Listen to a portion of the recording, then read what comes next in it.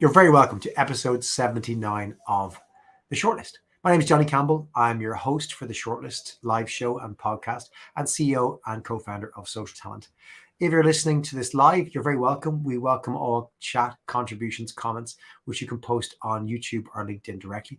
If you're listening to the podcast, any references to articles or notes we make, we will post in the show notes. You can find out more about the show going to socialtalent.com/the shortlist, where you'll see a list of all our previous 78 shows and a list of our upcoming shows. And you can find links to all those recordings.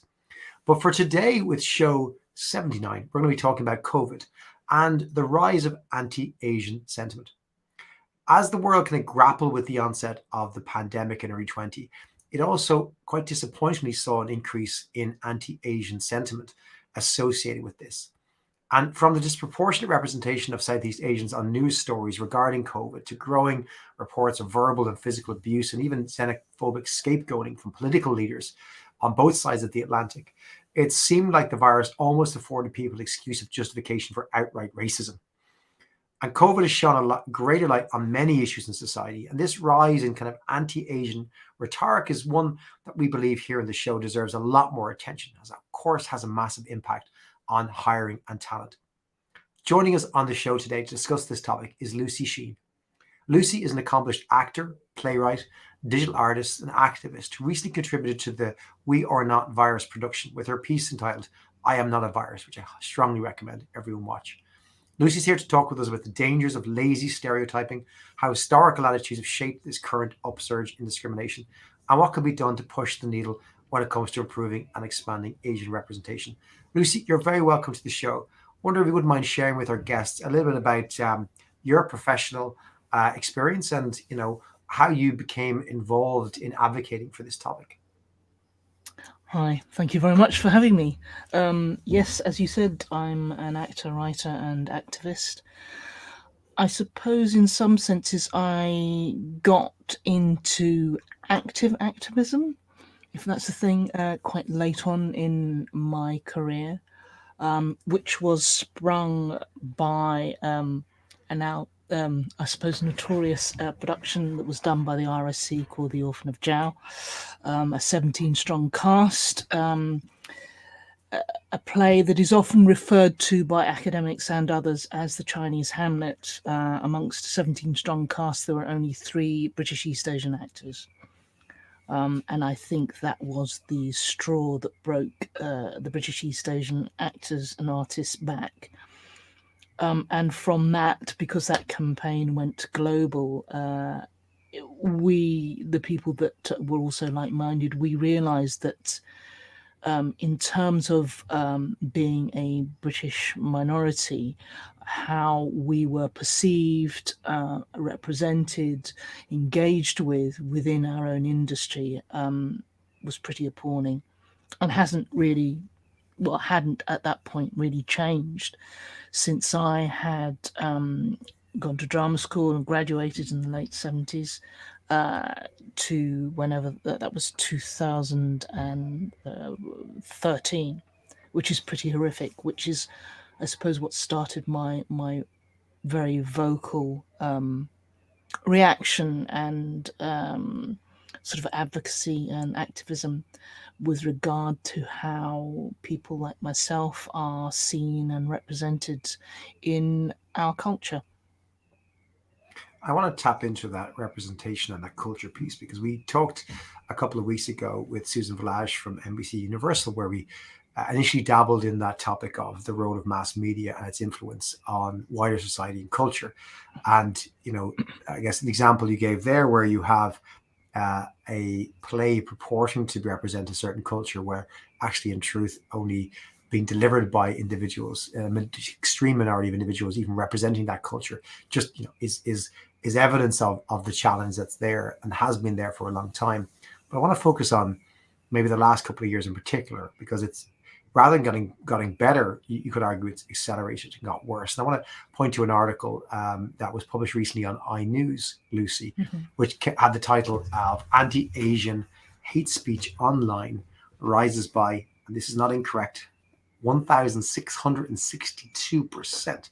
That's 1,662% during COVID pandemic, new study finds. That's by Isabel Chapirska on iNews. We'll share the article live and in the show notes there. This is a kind of rather depressing piece, but it feels unfortunately true. And it shows evidence when they examined, millions of online conversations on the platforms we're all very familiar with. And they found this explosion of ethnicity-based hate speech, particularly peaking in March as the pandemic, March 2020, as the pandemic began to spread. And then it links it to, let's say, in the UK's context, an increase in anti-Asian hate crimes in London of 80% a couple of months after that.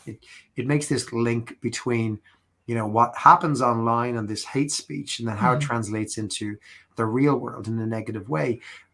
Can you share with me your thoughts on this or your personal experiences, if you have them, relating to what this article claims has happened since the pandemic broke out?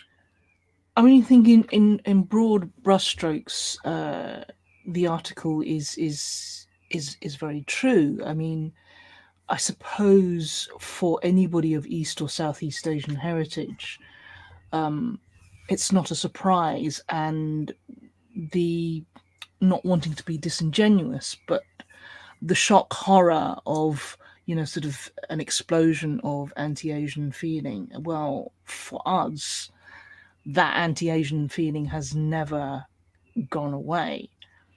I mean, I think it dips. It like many things, there is a plateauing, but throughout my lifetime here, which is 50 years plus, that kind of hatred, racism, violence has always been part of my life, particularly in my younger years. So you're talking about 60s and 70s. Attitudes were very, very different. The makeup of Britain was particularly very different in terms of the numbers of people, non-white faces that you actually saw, and particularly faces of East Asian features. So that's never gone away. So for us, that's no surprise. I suppose what was the shocker was how quickly that that sort of hate speech and violence sort of surged. And I think off the back of, I'm going to mention it, Brexit, and the likes of Farage and that type of sentiment, that sort of whipping up of xenophobia, which is always a knee-jerk reaction to concerns of foreignness or being overrun. And it is the thought process that allows you to kind of like introduce immigration and draconian border controls, in a need to kind of like curtail that mobility of, I think, foreignness, which is kind of like quite odd, considering that up until that point we had been part of the EU, we had free movement across Europe, which everybody wanted, and now most people, I think, are really regretting that we don't have. But hey, so I think that goes hand in hand, and it was no surprise, but a shocker that the level and the vitriol and the actual I suppose heat that was behind that. I mean, before we went into lockdown, I was rehearsing a show in the city, and I basically got told to F off home and take my effing disease with me. And the guy who did it to me whispered in my ear. So which was a shocker, he made a choice to do that because there are other people on the bus. Because he knew, I think, that if he said something like that, somebody may have commented, or I would like to think that somebody would have commented. And that was in February. So that was already bubbling, I think, along with, sort of, as I've said, the whip up in, sort of so-called nationalism, and Brexitism and all the rest of that. So that was already building.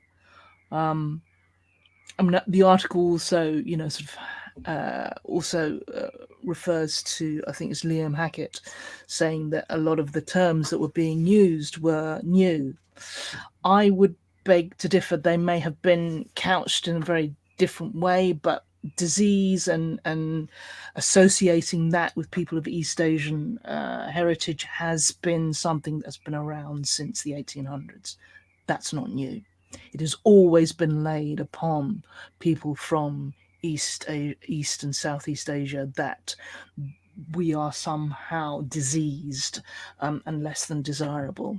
The men are emasculated and, sort of fiends and run opium dens, and women are Oriental women are super sexualized, hypersexualized, and therefore, sort of also at one point wanting to be desired, but also to be shunned. So this is nothing new for us. This is a continuation of something which is very old. So I think it maybe is a shocker to the wider community in Britain to wake up and realise that this is, sort of a problem. This is yet another community that has suffered to a certain extent in silence because we have been ignored, and it's easy for us to be ignored because we have never fully, I don't think, been accepted. And that is partly, I think, we have to take some responsibility for that, as much as the wider society does. But sort of in this day and age where I think we have all hoodwinked ourselves into to a certain point before the pandemic, that we had kind of like gotten rid of sort of most of the racism, and we were getting to a point where we were going into the equality, diversity, sort of way of thinking. I think it's a shocker for any sort of society to realize that actually we haven't gone as far as we thought we had, and if any, in some senses we are going backwards. Can I ask you, Lucy, before we came on air, we had a chat around the differences between anti-Asian sentiment in different parts of the world, and we, for example, contrasted the UK and the US. And you touched on some subjects I'm keen for you to explore further, which were even just down to definitions of, you're in the UK, references to different parts of Asia where you're from might be different to the US, and that there are different ways that it's expressed. I wonder, could you walk me through, for our audience, and we've audience from different parts of the world, just to explain to what's different and what's the same? Well, in terms of how we identify or identify ourselves, if I say Asian in the UK, then we are predominantly, particularly in my industry, that refers to the subcontinent of India. I'm not, therefore, for a lot of people, I'm not Asian, which is nuts, In the States, Asian means the continent of Asia, which is a broad, it's the largest continent on the planet. So that is a very, very wide spread of differing countries and peoples and cultures, etc. Whereas over here, it's very specific to the subcontinent of India. So I have to explain, I have to say that I am I'm actually of East Asian and Southeast Asian heritage. There is a differentiation there. And as a friend of mine once said, sort of in terms of being sort of recognised, it seems that only countries that play cricket in the empire are afforded that generosity. And obviously, I don't think many East Asian people do play cricket. I don't know. I may be proven wrong.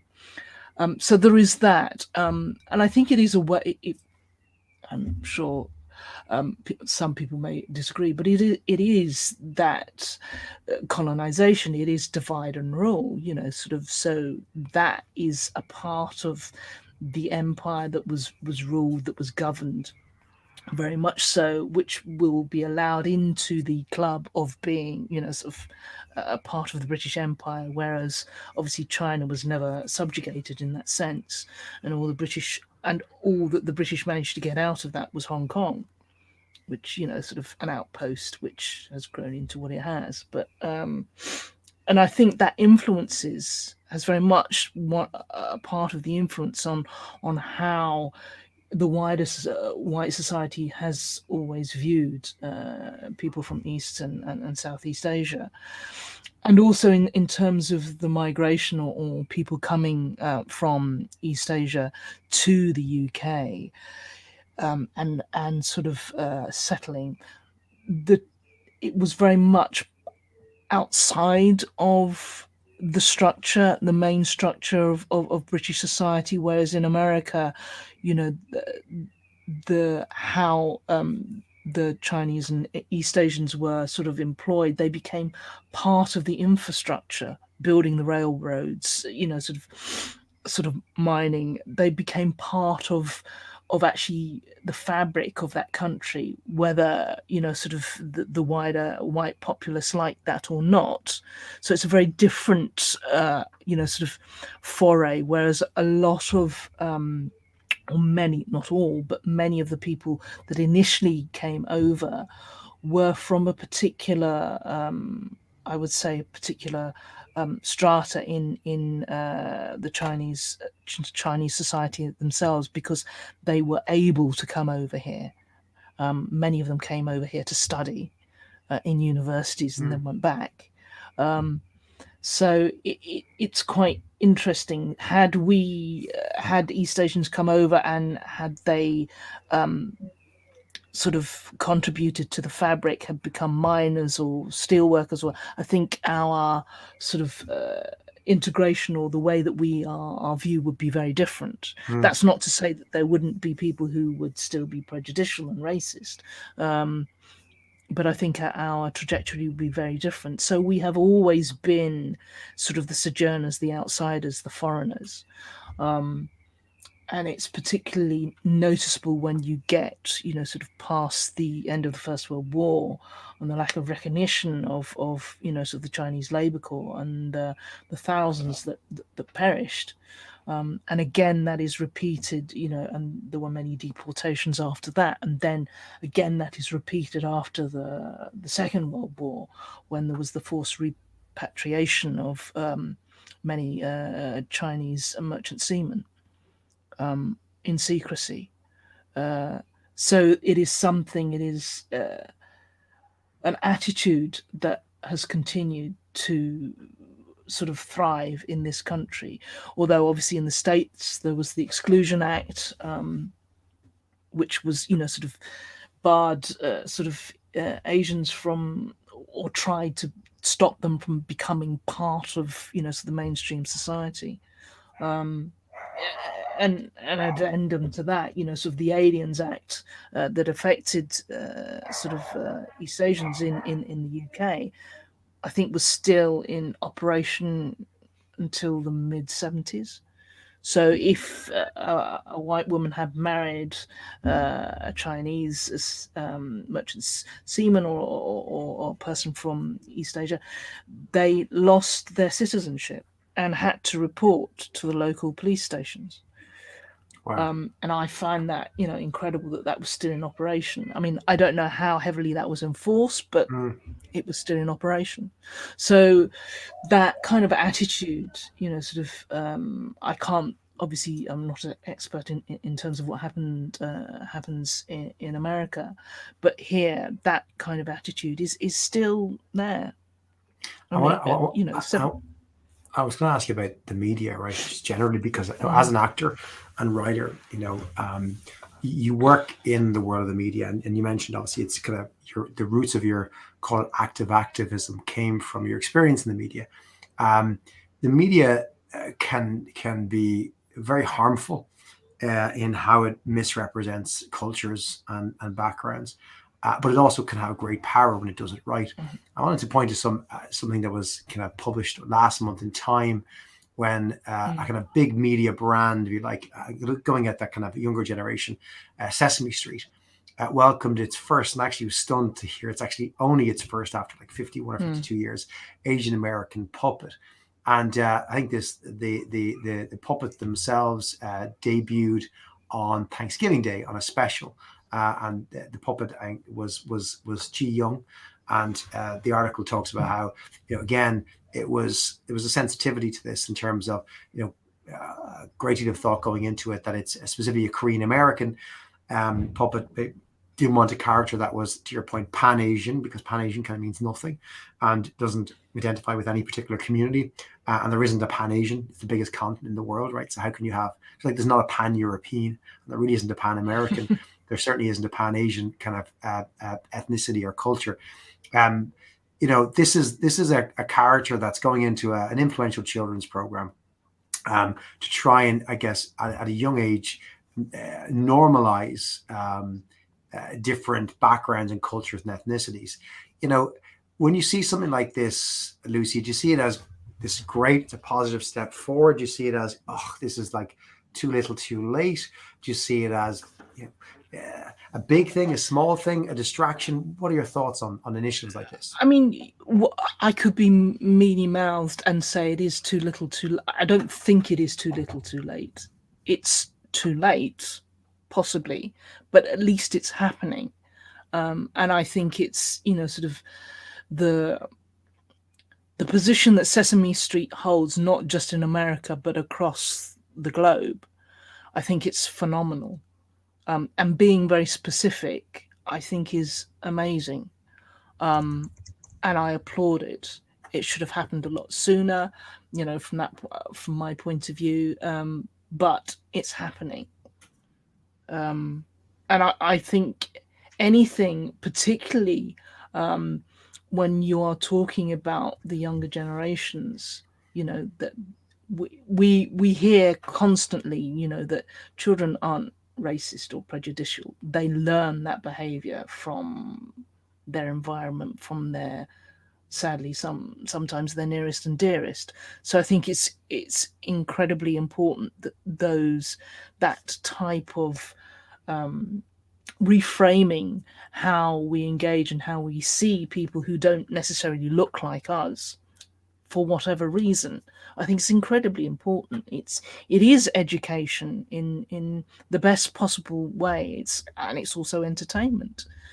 Now, if you take that, what I think is brilliant example, and take my reservations away from it, it should have happened earlier, and you look at what this country tried to do not too long ago, which was a commission from children's television, CBBC's, which was a program which was going to be set in a restaurant about a British East Asian family, and that was basically written by an all-white writing group.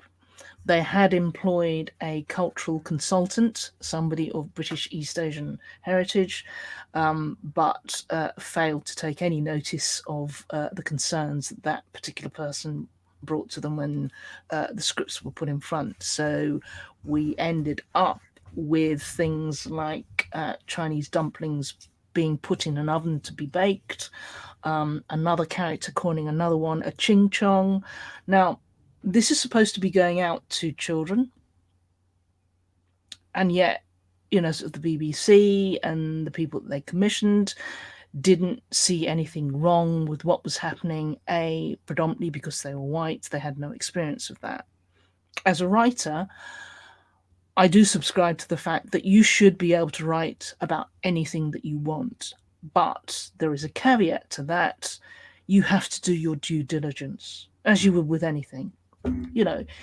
If I, as a writer of colour, decided to write a show or a play or a screenplay set in the First World War and had people dressed in uniforms from the Second World War, I'd be hung, drawn and quartered. And quite rightly so. It shows my lack of respect, my lack of understanding of that subject matter, just superficially. And yet when it comes to things like this, particularly when it comes to people of East and Southeast Asian heritage here in the UK, it doesn't seem to matter. And that is alarming, and that is very upsetting, because a similar setup, had it to do with people from the Black, African, Caribbean community in the UK, if they tried that, that would have been shut down very, very quickly. The fact that it got as far as it did, and it took somebody to basically essentially whistleblow, and for us then to have to go on social media to actually get that halted, I think says an awful lot about how the wider society and those in power, particularly in the industry that I work in, view or don't view British East and Southeast Asians. I think there's, you have an excellent point in terms of not all minority communities are treated equally. In terms of, there are flavors of the month. There are communities that, as time moves on in different parts of the world, get more priority over others. And that's not to take away from the communities that are being prioritized and being treated fairly and more equitably. That should be the way it is. It's just not equitable across the world. We talk about media, I mentioned, obviously, we had Susan from NBC Universal a couple of weeks ago, and we talked about characters in media. And we started talking about characters in front of the camera.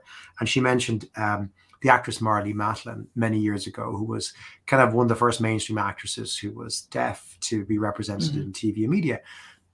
Children of a Lesser God, I think, was the big movie that she broke out in. And it kind of was that, it was like, wow. But then it was literally only Marlee Matlin booked for every single acting gig that required a deaf actor. And then, you see today Sandra Oh is doing amazing work as an Asian American actress around the world. But I think there's a danger of Sandra Oh being literally the only person that they can cast in that role, and they'll go to her with everything. To me, I didn't see, when you see a character playing the stereotype of the ethnicity, or else the ethnicity or background is critical to the character, I think it's not huge progress. Whereas I recall watching earlier this year Promising Young Woman, the movie, and Laverne Cox plays a character in that. And the character is the main actor's best friend in the store she works in. And Laverne Cox, as a trans actor, that was irrelevant to the role, never mentioned, never came up. And I saw it as a kind of one of those small moments in Hollywood where it was like, you've cast a trans actor in a role that could have been anybody, but you cast her because she's fantastic as an actor, and not because she's, let's say, deaf or Asian American or trans. And I think it's, to me, when you put a character in who, and I imagine the Sesame Street thing, they may, the character's role is to not ham up, but express upon the audience, the culture of Asian Americans and different backgrounds, or Korean American. And I'd almost love them just to be not mentioning their background to a certain degree, because, just have representation in roles about, she's the teacher or she's the doctor, and less about the character. I don't know if that resonates with you about maybe some of these roles. It does, in an ideal world where the playing field is level, but it isn't. Particularly obviously I can only, in some senses, really speak for the UK, and I think it's an argument that is always regurgitated when people are whatever sort of the discrepancy is, when people talk about sort of diversity, ethnicity, and sort of black characters being played by black actors, and sort of Asian characters not being whitewashed so that white actors can play them. I mean, the fact of the matter is, both here and in the States, a white actor can play absolutely anything and everything, and nobody bats an eyelid. Whereas if you put the boot on the other foot, a black actor or an Asian American actor or a British East Asian actor or Southeast Asian actor playing something that is outside that lane, usually there is a comment. there is, sort of, why are they doing that? It's because it is assumed, sort of, that somehow you're making a political point, even if that's with a small p. Yes, ideally, it shouldn't matter. You should be able to, cast whomever you want, and color, sort of, background, ability, disability shouldn't matter. But unfortunately, it does, because we are not to the point where that we haven't gotten to that point yet, because we're still being restricted. People of color, people of difference, sort of, who are, seen differently, reacted to differently, are still being curtailed in what it is, how they are perceived, because we are not normalized. Sort of talking about, sort of Sandro and Killing Eve, which was, I loved. But even then, sort of, in that show, they couldn't not avoid having, sort of, I think it was the Chinese diplomat, sort of indulging in some deviant sexual behavior. And it's a long throwback to as I was talking about, this idea that, sort of, East Asians are somehow kind of like miscreants and deviants. And it's still being regurgitated. And yes, there is very much a weird thing, particularly, again, I think it sort of plays out differently in the States, but over here, very much so. If you're British East or Southeast Asian, there can only be one in any one drama. If you have two, then yeah, maybe. But even if you have the one, invariably there is a thing that they will be the white sidekick. They're supporting a white narrative. It's not. We are not the center of our own narratives. Even if the show or the plot is about East Asians or Southeast Asians, like sort of, somehow that is manipulated, because it's a viewpoint. And if you don't have people from, those heritages overseeing what's happening and actually understanding that viewpoint, then that's not going to change. So it does come back to, sort of, not only representation that is visual, but the representation behind the camera or backstage is equally important. Can I ask you, Lucy, what are your thoughts about, the popularity of a show like Squid Games, right?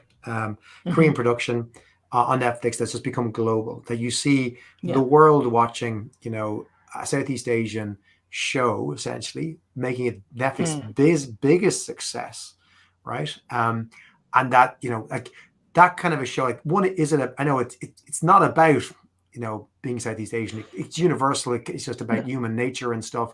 Whether you're a fan of the show or not. But do you think it's important that, like, maybe distributors like Netflix are greenlighting are getting Squid Games out there and it becoming the most popular thing on TV, which and just the most popular show, if I'm not mistaken, before that for Netflix, I think, was Bridgerton, which again was, a weird one, because it recast what would have been a very white Victorian looking program, and it recast it with a cast of characters that were from everywhere and didn't mention it. Is it showing that there's a real demand for this, but actually the system doesn't get these things made? Absolutely. And it's interesting that it's people like Netflix, Amazon, and Apple that are actually doing this. It's not the BBC, Channel 5, ITV, really. I mean, they do occasionally do stuff, but, the BBC as a public broadcaster that is funded by the British public and the government, they, in my mind, should be doing the things like that, like Bridgerton. They should be doing, sort of Squid Games, or, sort of looking into, sort of outsourcing that. But they're not. And you have to question why. Why are they not doing it? I mean, Sky, to a certain extent, is doing, sort of, obviously it's not funded, so in some senses, privately you can do what you want, but at the end of the day, I think seeing things like Squid Game, seeing things like Bridgerton, seeing, sort of Hollywood films like, The Farewell, sort of Crazy Rich Asians. It shows that people will put bums on seats. They will pay to go and see that, which has always been a misnomer, or one of the excuses before that is, oh, well, we don't know how that would sell. We're not quite sure how the wider public would take it. Well,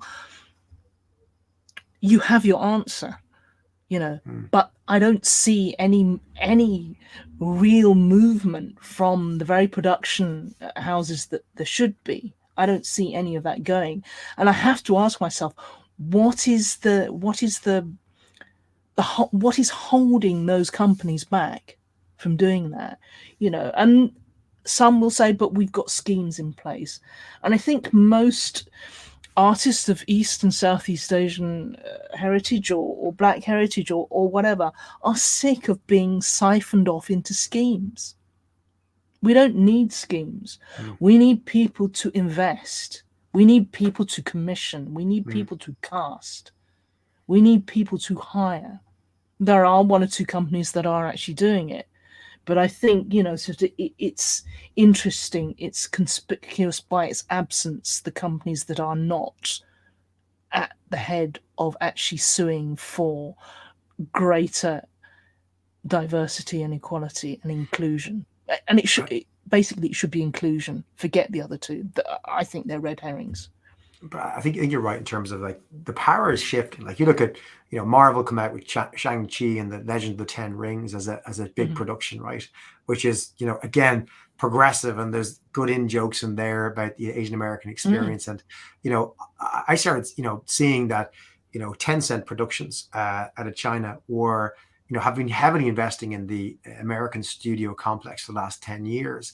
And they have an agenda. They want to basically have more representation of their home markets, including actors and production staff and set and where these things are set. And you've seen an increasing amount of mainstream movies, which have an angle based in China or based somewhere in Southeast Asia, and more characters and more production teams working on that in a positive way, because the money dictates this.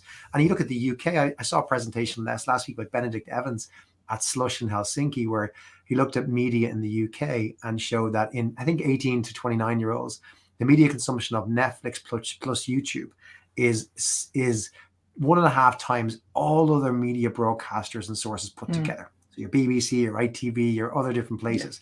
It's like, YouTube and Netflix dominate what the growing society are influenced by. So your point around, like, we're not going to be able to rely on the BBC and ITV and these broadcasters, probably because they're not going to exist as we know it, because the users go where they get entertained, where there's quality production. And the growing ones are arguably much more diverse, more international in their approach. They just let good content go, and if it kicks off, then it kicks off. But that's kind of, I think, you are seeing more of it in mass media. And that's why I want to maybe just kind of bring it to a kind of connection to talent, Lucy. How important is it that the media world continue or accelerate their approach to bringing more representation of East Asian or Asian culture into the studio system, into TV programs, more what would be called foreign language to the English-speaking people, programs with productions that are made in different countries, sold for global audiences that aren't about their culture. Do you think that will have an oversized impact on how the person on the street is treated, the person in their job is treated, the person going for an interview is treated?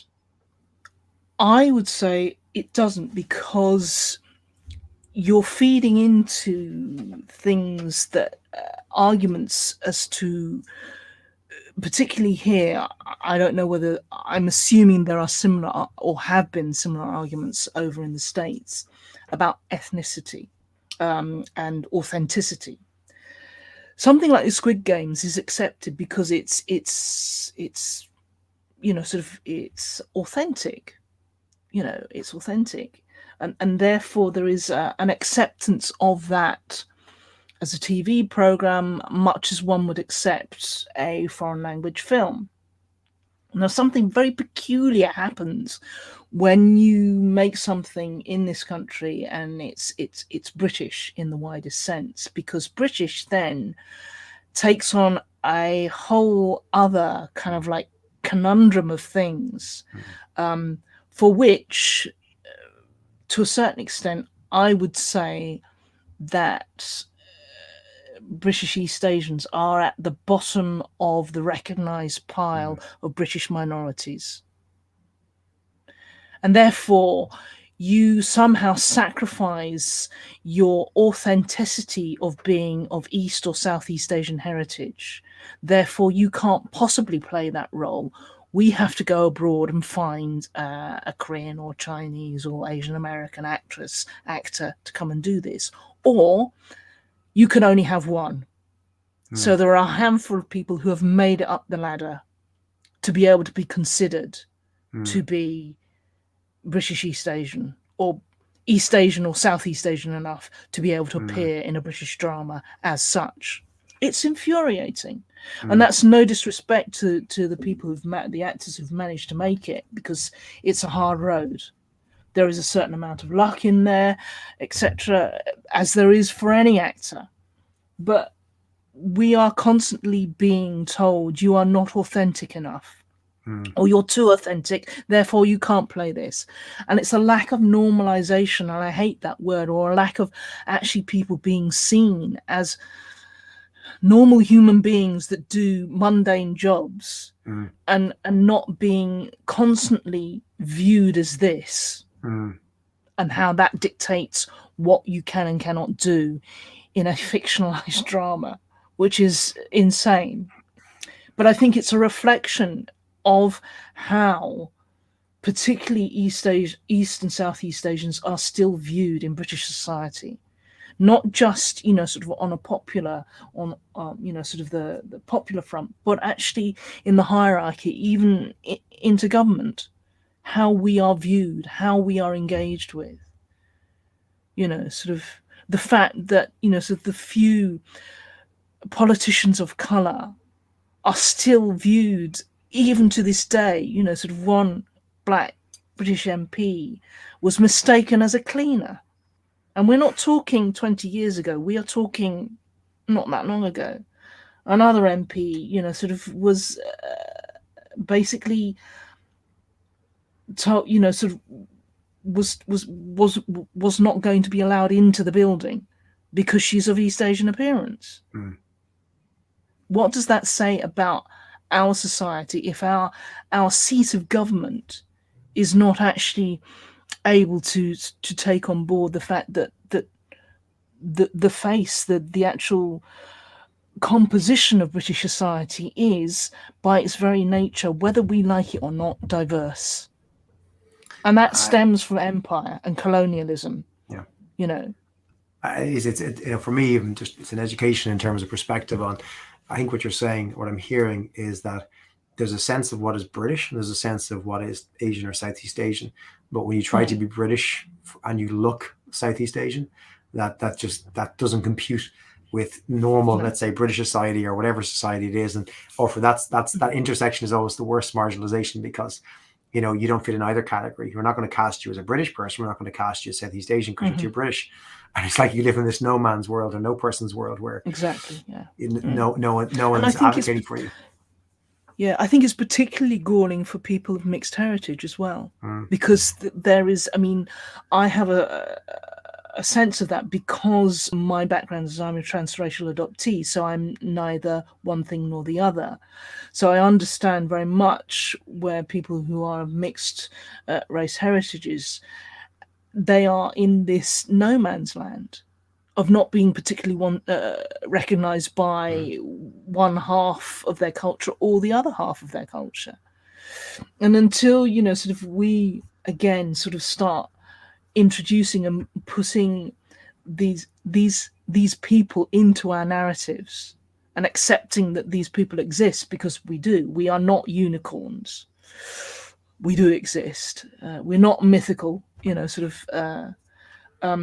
then it continues to be hard for people to break through, which is insane in this day Lucy, and age, I think.